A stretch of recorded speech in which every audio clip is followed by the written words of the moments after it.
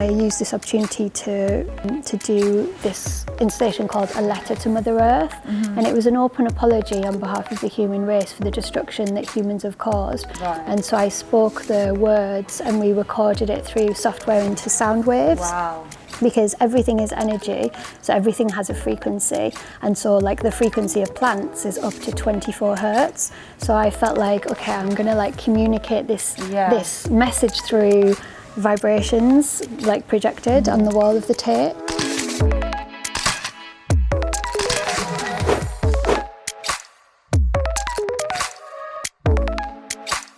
Hello and welcome to House of Influence. I'm Talina and I am here with contemporary artist Lauren Baker. Hello. Hi. We're actually at Lauren's studio in Hackney. Thank you so much for having us. It's exciting. Yeah, it's literally, you guys will see soon, the studio is insane. Thank you. Like, honestly, and it's very calming in here as well. I feel like I should be talking more quietly. No, go for it.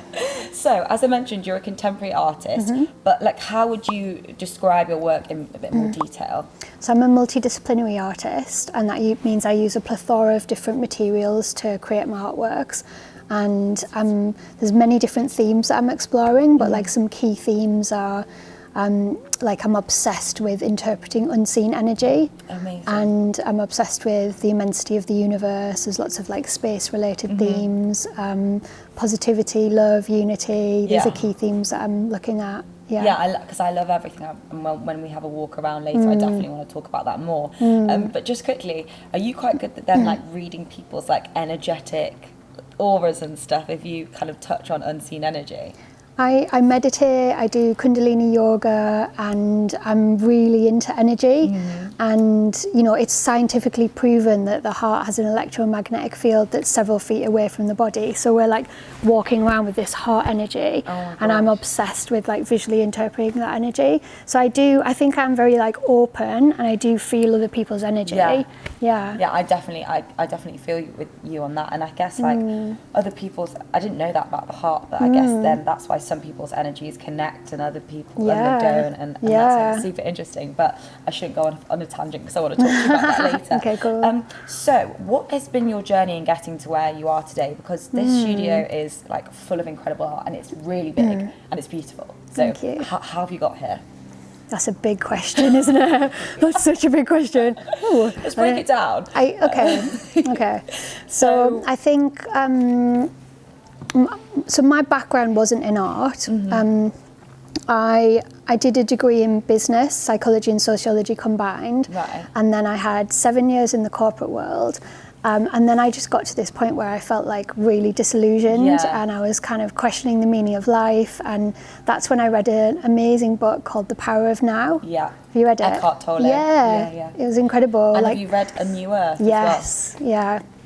But when I read The Power of Now, I turned the last page and I just knew I had to quit my job, and I needed a fresh kind of environment, and I hadn't been to South America before, so I booked a ticket and left like very suddenly. Really? And it was on this trip that I just stumbled upon a street art project and started making mosaic art, and I was 28 at the time, and I hadn't made art since I was 16 at school. Really? And I just started like smashing up these mosaics and making a big mess and a bit of graffiti, and it was wild and free, and we just had this beautiful mission to make people smile when they walk past. It was very like freeing and just such like liberation, and it was a beautiful experience, but it still didn't drop that I was an artist at that point.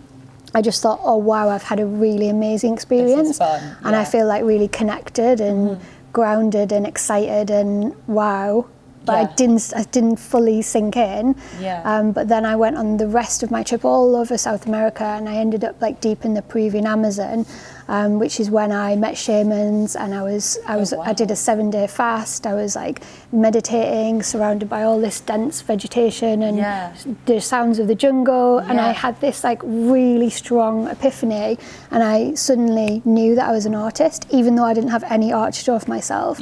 So that was kind of my initial like creativity triggers, where I had the awakening that I was an artist. I love how spiritual that's been for you. Do you know what I mean? Like, you know, you read Eckhart Tolle's book, which is a very kind of spiritual book, and then you just went to South America and stumbled upon something, and that's what I think is so great. It almost came from like your gut within. You were like, need to do this. It was like, it's like being open step by step, like, and being open, ready for the next like thing to inspire me, and just keep I didn't know what was going to happen next, you know. It wasn't like I thought, oh, I'll go and try and find a new career, or I'll try and be somebody else, or, you know, it was like just a natural, like, what is the meaning of life? Why are we here? Like, I need to be in nature.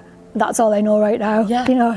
And then just like walking barefoot and like finding my way. I think that's amazing, because I do think such a big thing for many people is not being present and overthinking everything and worrying, like anxieties associated with the future. So it's very much like, oh, what's going on? And you just literally were right, just do this and then see what happens, which is amazing.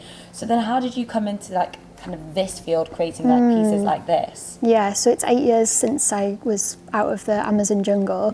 And you know, when I was there, I just got this like it was like creativity, freedom, expression times 100. And it was suddenly that I hadn't, and I'd kind of missed out on all these years of potential creativity, and I was just like so passionate about releasing it all and exploring. And you'll see like there's so many different materials that and different themes, and I'm just like constantly evolving and experimenting. But things happen fast for me, because I was like so in flow, like saw where I was meant to be, and I just I kind of put on my first show in the first 3 months. Really? Yeah, because I just dropped my old life completely, and there was some challenging years, because I'd like had a really good job before, and you know, like a good paycheck, and I lived with my cool mates in a cool pad, and suddenly I was like, I spent all my money in South America, and I was like skint artist, and you know, it was a completely different life. I kind of had to like close off for a couple of years, and just I was making art for like 18 hours a day. I was like completely obsessed, because I just suddenly had this new thing to explore.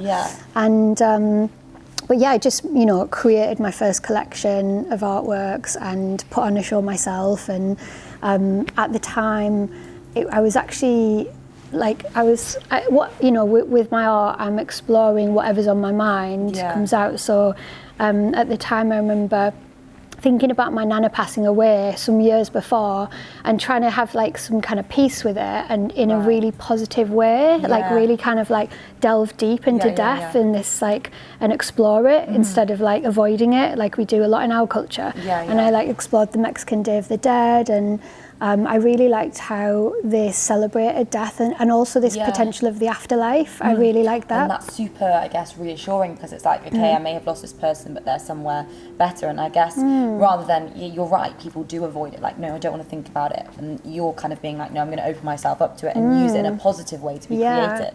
And that's how the collection of skulls came out, the very first. And so at first I was this skull artist, because I was just obsessed with skulls and beautifying, embellishing and painting them. And then Damien Hirst was on at the Tate at the time, and I'd put on my first show, and a curator from the Tate came to that show and then suggested that I did a workshop in response to his exhibition. And then I'm such an optimizer of like opportunities, and I was like, oh well, I've got an idea for an exhibition, I want to do a talk, I want to do a video piece, and I want to it was just like became this huge installation. So then I had like my second show at the Tate, you know, it was just like things just happened really fast, and then that went so well that your second show at the Tate. It was quite wild actually, because I think I'd only been an artist for like 7 months or something. It was like that's what you were kind of compelled to do, and then and then once you start in that space, then just things start happening. And I always find that when you're in a good space and you're doing something that fulfills you and that fills you up, then it's like bang, bang, bang, bang, more things start to happen. So you mentioned like a curator came to your show, but have you ever kind of been represented by a gallerist or a gallery before? Yeah, well, like that was in the very beginning, and then so now I've got quite a few around the world, galleries that I work with, and I've got an agent as well that I work with, Marine Tangai Art Agency, and so we're doing like huge, massive, installations like 4 meters in the desert. I'm not allowed to talk about it actually, but that's all I can say. But that we're about to announce some really big things, and so like I've got like galleries I work with in London, but also in Miami and in LA, and they represent me, and I'm really grateful for everything they bring me. So you can be kind of represented by kind of multiple, because I know some artists are only exclusively. It's different for everybody. Different agreements. It's like sometimes it's geographical. People only want to represent you in one area where they know there's. And you at first when you're an artist, you're like, grateful for. Any gallery to represent you, and then as you grow and you evolve your practice, and I'm completely self-funded, so for me, like I'm creating art, I'm selling art, and I'm making the next bigger piece, and I'm and I've grown and grown and grown, and now I'm making these massive, huge installations, and I feel so grateful, and I'm grateful to all of the kind of collaborations and people who've helped me along the way. But it's always and then of course you want to kind of like hone it in and work with the people who are resonating with you, definitely, and understand your frequency, and you have a shared vision, and and I'm really into sustainability, so for me, I love it when like a gallery or a company has the B Corp, the tick of sustainability. Like I'm looking at the companies, like when I'm doing brand collaborations, I'm always looking at like, okay, what are their values? Like what charities are they supporting? Like, is there like synergy? Because I guess now you have the luxury of picking, which is great. So obviously you're showing at Maddox at the moment in London. At the women's show, for International Women's Day. And you've shown at the Tate, like you said, and you've done many art fairs, exhibitions, museums. Is there one that's really stood out to you to be like, wow, this show was epic? There's been many. After I did an installation at the Tate Modern, a year later, the curators of the Tate Britain invited me to do an installation there, and that was incredible. And I had like real free range to go wild. I turned a room into like a forest and did this multi-sensory installation with the world's first infinity mirror coffin. And then a year later, I'd been working with Save Wild Tigers for 5 years now, and I'd created a crystal tiger head for them to raise funds for the charity. And then because I'd created that, when you typed in, professional crystal artist, I came up and I ended up getting this crazy commission to do a crystal grand piano for a sheikh in Qatar. So, that led me to that project, and then that led to when the V&A had an exhibition called What is Luxury. They were looking for artists to do installations, and they saw my crystal grand piano and were like, oh, would you like to do an installation around crystals? And I was like, no, because I can't look at another crystal. I'm going crazy. I just did 500,000. All I see is crystals, and I'm like, I need a little break. And then I did this whole like gold installation, Amazing. Yes, it's like one thing after another. Yeah, everything leads to the next thing, and it's this like beautiful, crazy web of creativity. And I want to ask you now kind of about social media and the role that that's played for you, because obviously it's such a big thing at the moment. Do you think it's like helped your career in a big way, or not really?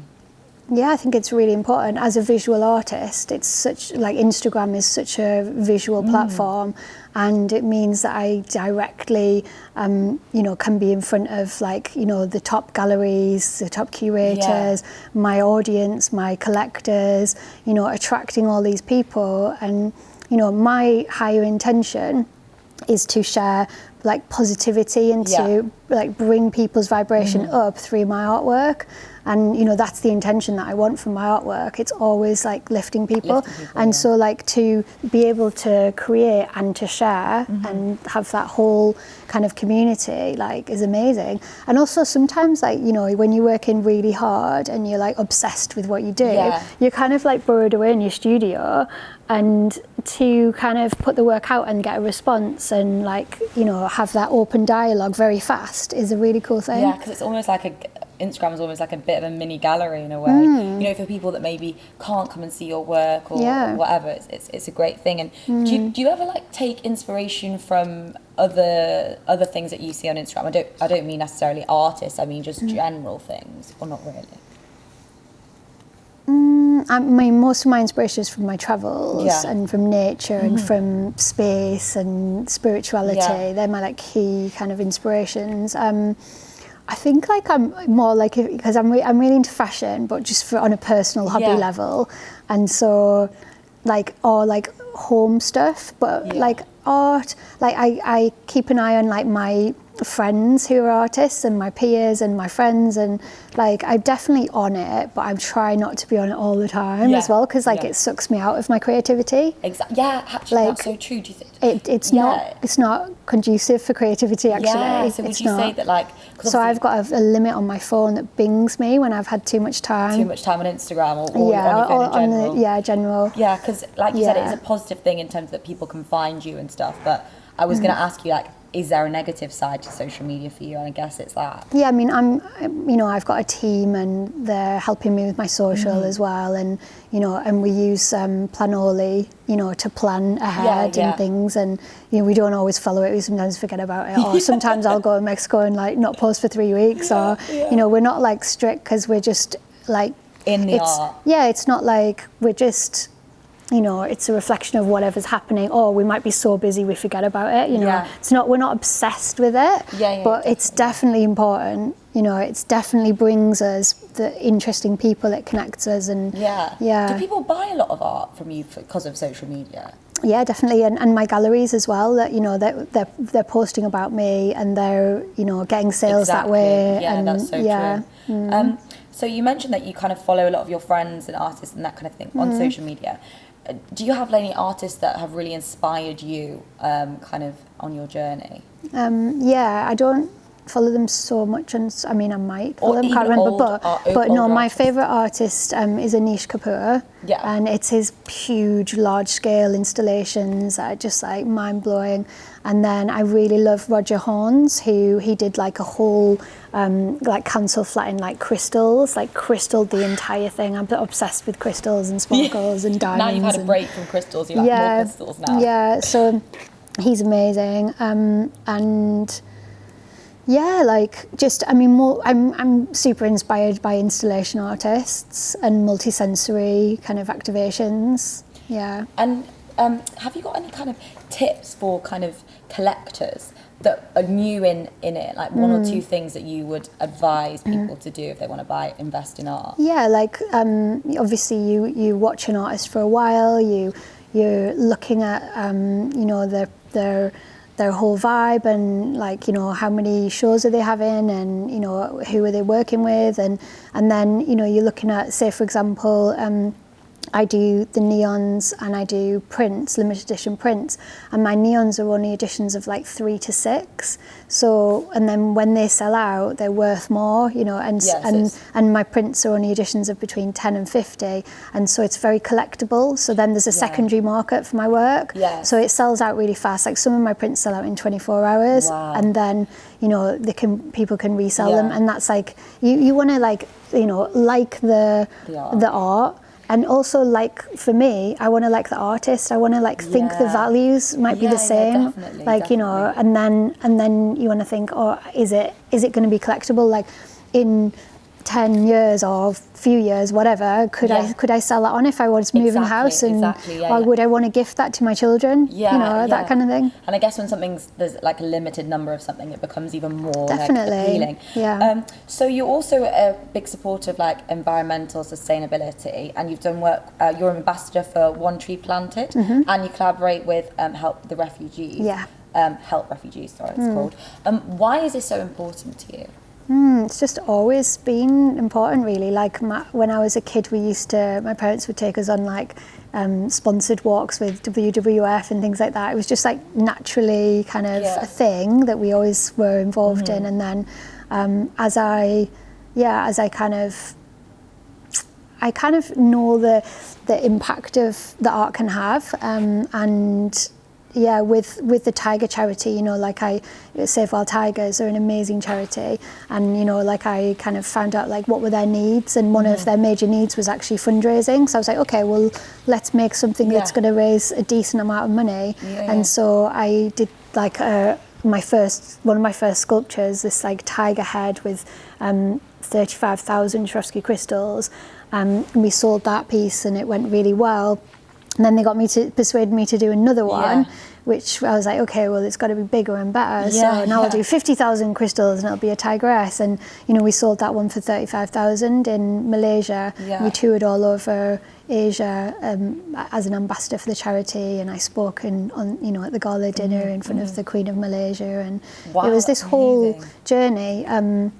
But I've forgotten your question. I was asking like why is it important? Why is it important? So basically, so at the time I was like, what's my favorite animal? Like, what do I want to? What good do I want to do in the world? And what do I feel resonance to? And I thought, like, I love tigers. I feel like that's like my spirit animal. So I focused a lot on the tigers, and then I've been working with them for 5 years. But at one point I was like, okay, I've done like a lot for tigers now, because I'd raised like 55,000 for them.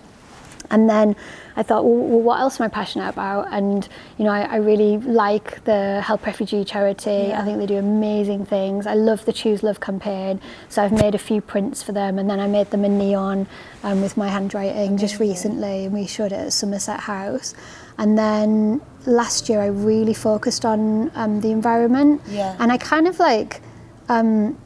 I had a really like crazy year where I just was so obsessed with, like, I read that we need to plant 1 trillion trees, right? So, and then I was like thinking about like, I'm actually... 1 trillion trees. Yeah. And, you know, I'm thinking like, well, I'm a multidisciplinary artist, I'm using all these materials, and I started like reviewing like, how can I be more sustainable? And I was looking at like the paper and how much printing I'm doing. I thought, well, I want to make sure I'm not chopping down trees. I want to be planting like way more than I'm chopping down, you know, if I'm like just thinking about my whole consumption.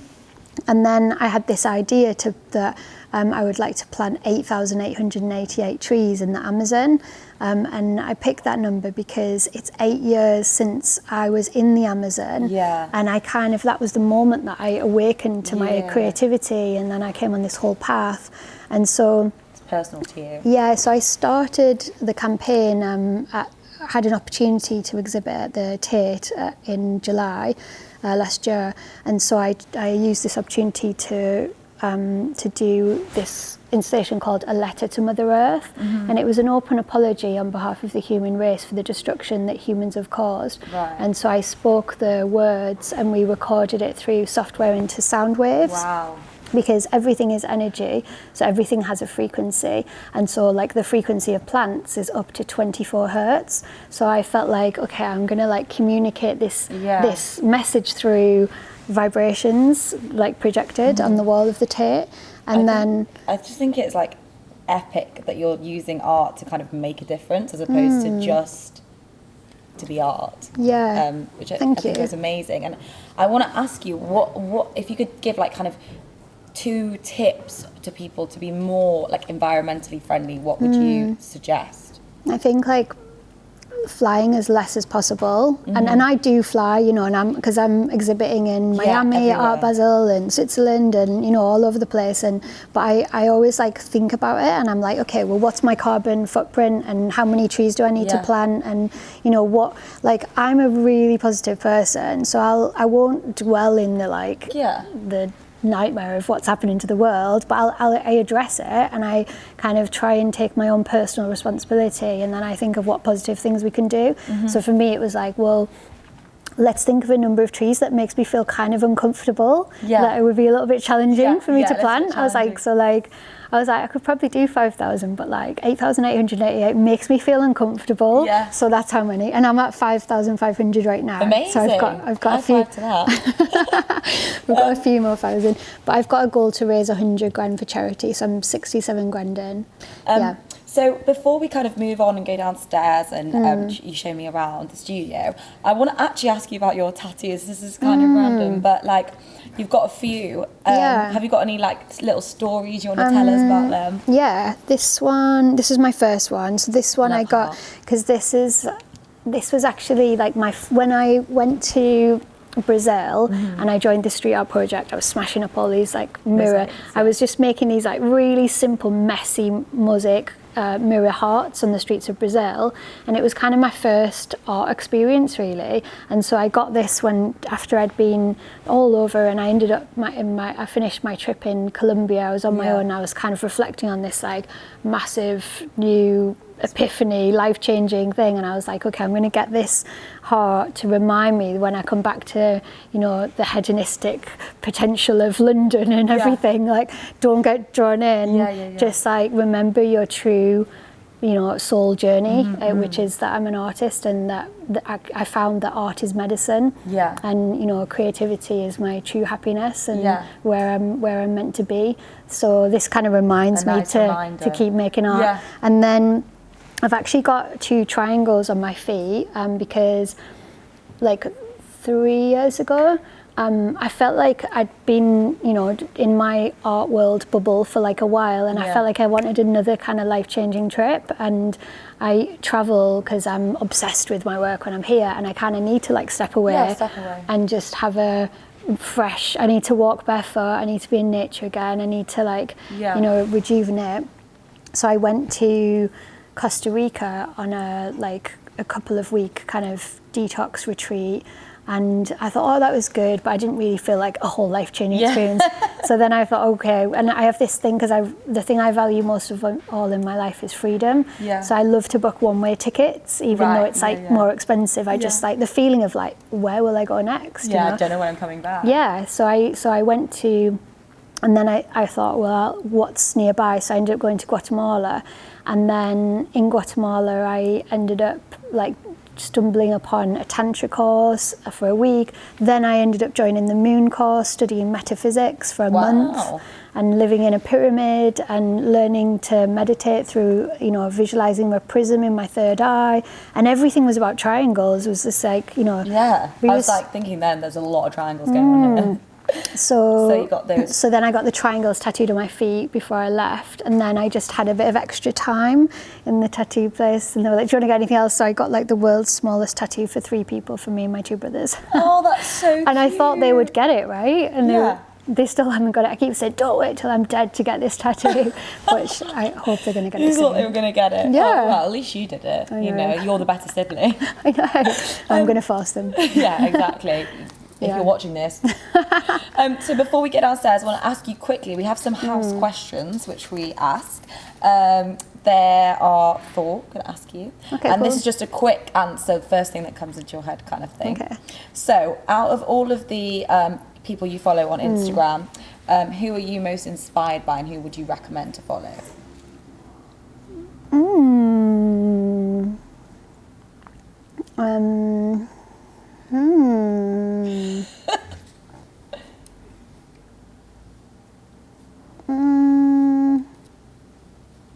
I think maybe like a charity. Yeah, okay. And then I feel really like, because I've got so many that I support, so I'm not sure which one I want to pick. Help Refugees, Choose Love. They're an amazing charity. Like they're doing incredible things. Like, I think it's really inspiring. Like I know I've got another one. Leonardo DiCaprio. He's a legend. Yeah. He is such a legend. Yeah, he's doing so much for so many different causes, and I really like Leo. Yeah. And then, have you got a daily habit that you do that has really helped you improve your life? Oh, I do actually. Yeah, I've got it's my morning rituals. I call them my superhuman morning rituals, and it changes my day. Like when I do them, and you know it. And basically, I wake up, I prepared my bulletproof coffee. Have you heard of it? I love bulletproof It's amazing. coffees. Very good. Flying through the day. Yeah, woo. Yeah, and then I do Kundalini yoga. And then I've got the practice at the moment where I do like 10 minutes of that, and then I do a headstand, a crawl, and a bridge. Wow. Because the 3 positions I'm trying to like really master. Yeah. So I'm doing that every day, and then I either do like a 5-minute meditation or I do 5 minutes of just free handwriting. Lovely. Just to get everything out, so I can be more in my like creative flow state through the day. That's such a nice way to start the day. It's amazing. Yeah, I recommend this, love guys. it. And then finally, have you got like another fellow artist that you would like to nominate to come on House of Influence? Oh, can it be people abroad? Yeah. Elizabeth Waggett. She's really cool. Elizabeth Waggett. What kind of art is she? She's just like perfect, amazing drawings, and she's obsessed with animals, and she really loves bees and skulls perfect. as well. Wow. And who knows? We might get her on. Yeah. Well, thank you so much. We're gonna go down to studio now and have a look around. But thank you. It's been great chatting to you on this very pink sofa. Cool.